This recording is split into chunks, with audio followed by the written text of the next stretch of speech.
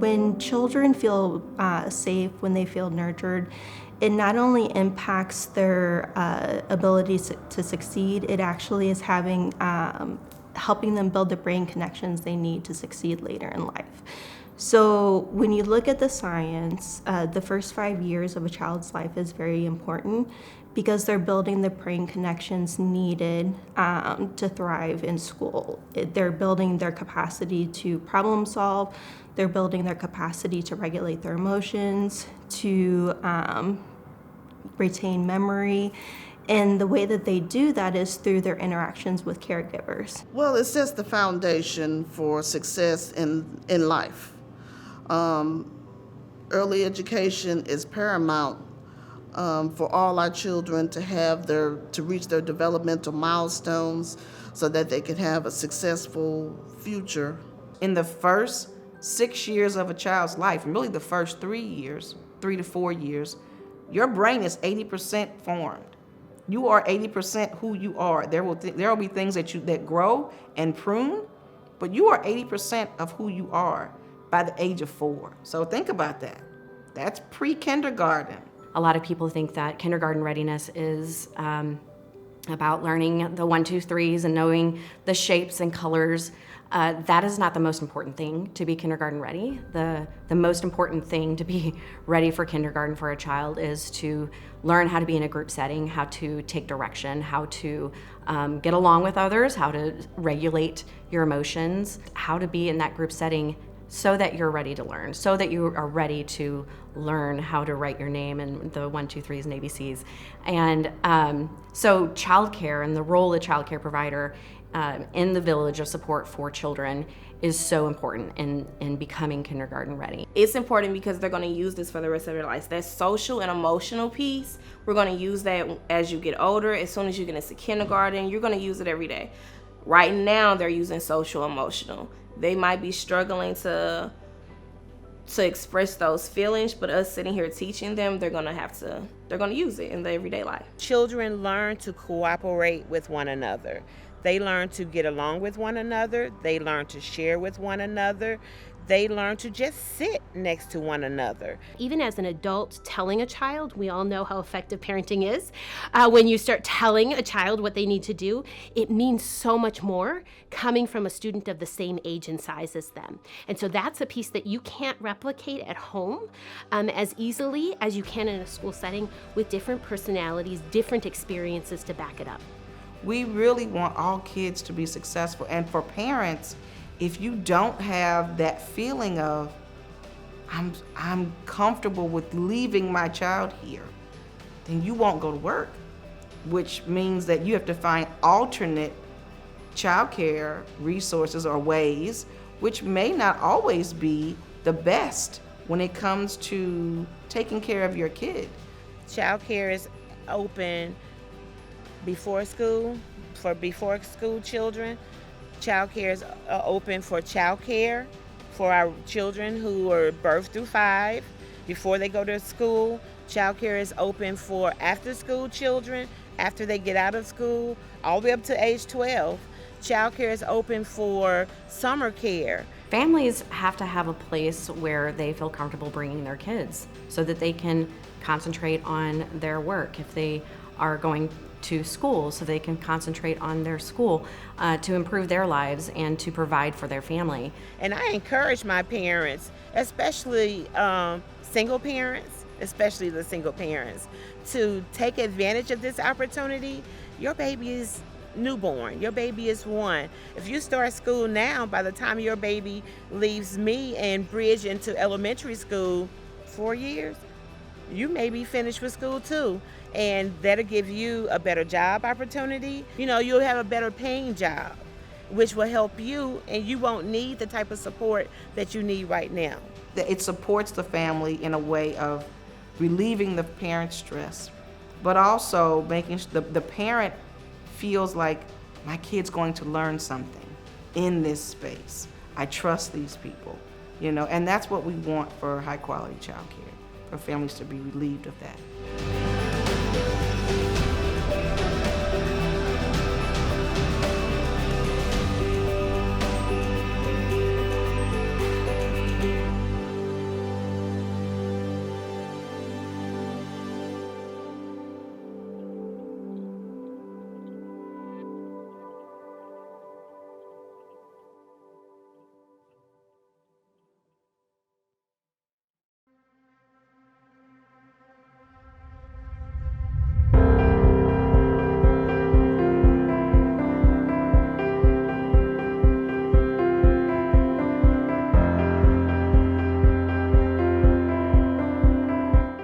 United for Children serves any entity that has children 0 through 13 in their care. That could be a license or license exempt center. It could be a home-based child care provider, an after-school program, private exempt child care program.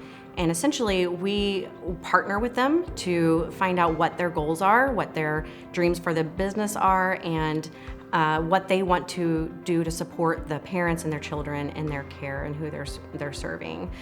These women and men, they put their heart and soul in every single thing that they do. They work to build high quality child care facilities, and I am there as a support. And so I want to make sure that these early learning centers get the recognition, get the materials, the equipment, and the services that all children need when it comes to being a high quality child care facility. We provide knowledge, we provide training, and we provide evaluation for the providers that are located in the region. And what we're really trying to do is make sure that we build the capacity of the caregivers of the children to provide a safe, welcoming, nurturing environment for the children. It really comes down to resources. Once they see that they are able to have outdoor play spaces that are safe, once they're able to receive bookshelves and toys and more than one of something, it's not like kids have to fight over a toy. Once they started realizing, what else, is what makes us different than a more expensive child care facility in the St. Louis region? Why are we so different? And really, it's only about resources.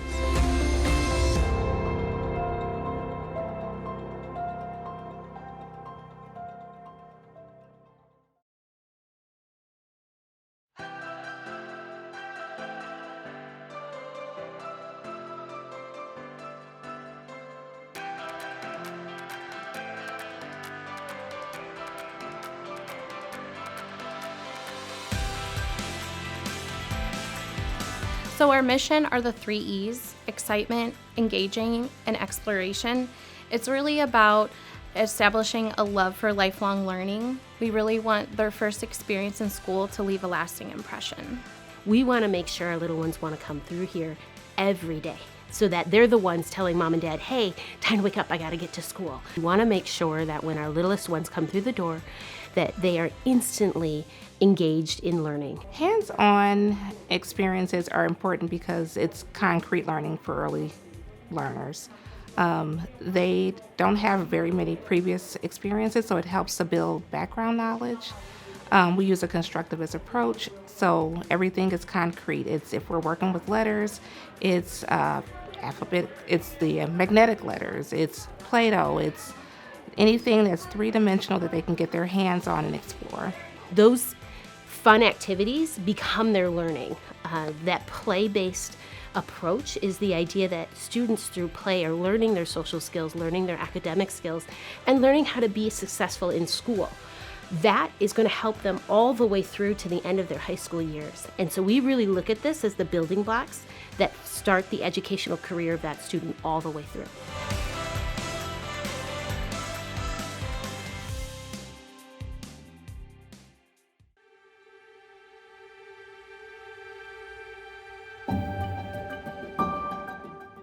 Here at the Head Start program, we work with children from 6 weeks all the way up until 5 years of age.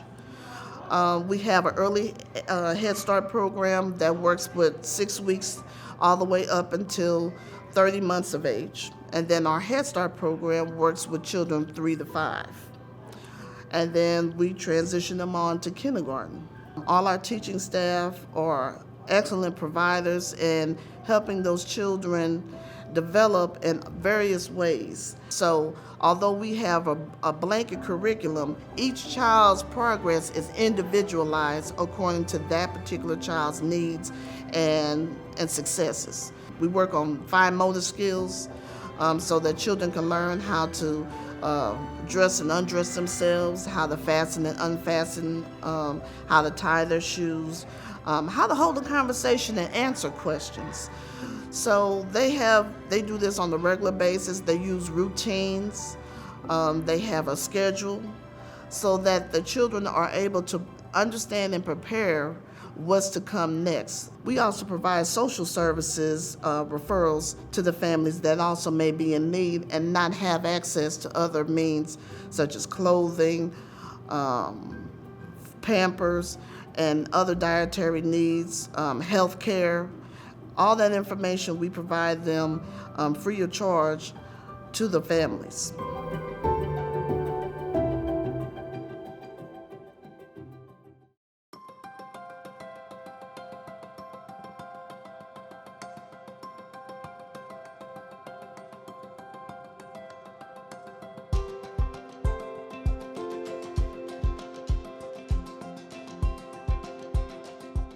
STAR is a organization that was created for the early childhood educators.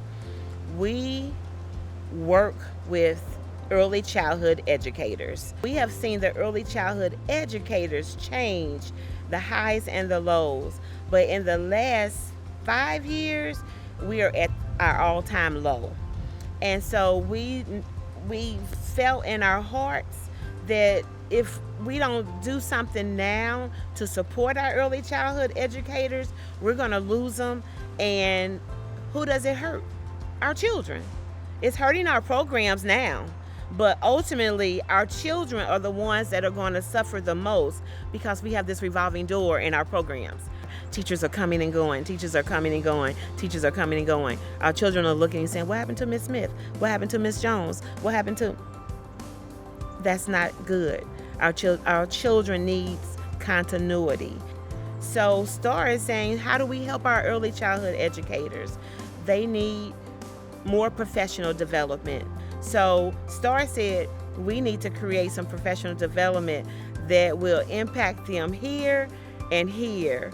Our educators are a necessity, and we have to value them more. We have to give them more.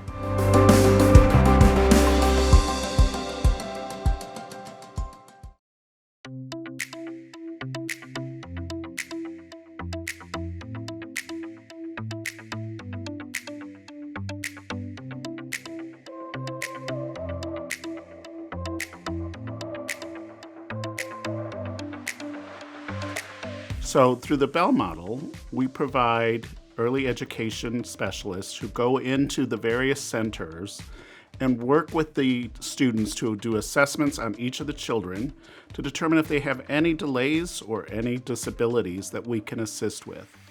Once we identify a child's delays or disabilities, we go in and work with the teachers in those classrooms to help adapt their curriculum to better meet the children's needs. When we come into a classroom, we are really working on our relationships with those teachers because they know those kids best. So we are partnering with them, we're trying new concepts with them, and it's a journey. Like, we make sure that they know, like, hey, anything new that we're gonna try in here, I'm gonna be right here with you to try it. It just helps everybody as a team come together to work on the needs of the child and to really understand how each child individually learns in the classroom. Not each child is, has a cookie cutter way of learning. Every child's different. In addition to our site leader role, we also have social skills groups that are ran by our speech language pathologist, Sarah, working through different language concepts through books and different hands-on activities. The teacher can see those learning and language concepts that they're doing inside that group and also apply them outside of the group in their classroom on a weekly basis as well.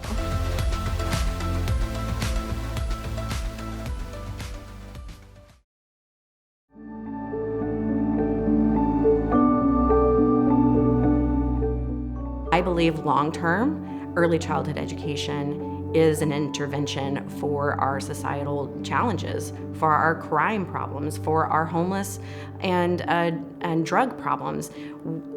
There are studies and research that shows a great correlation between lack of early childhood education, the high quality aspect of it, to dropping out of school before graduating, to entering into the juvenile system, to engaging in risky behaviors that ultimately that child as an adult ends up in prison, and that is called, the preschool to prison pipeline. That is a real thing. There is correlation after correlation to early childhood education, the lack of it, to understanding how many beds need to be prepared for prison. In order for a child to grow and develop in a healthy adult, they have to have a safe and nurturing environment. As we are all aware, there are a lot of trauma that a lot of families have encountered, and especially early in life. We can help mitigate those circumstances by providing that nurturing environment, therefore helping the child develop into a healthy, stable individual that can care for others in the future.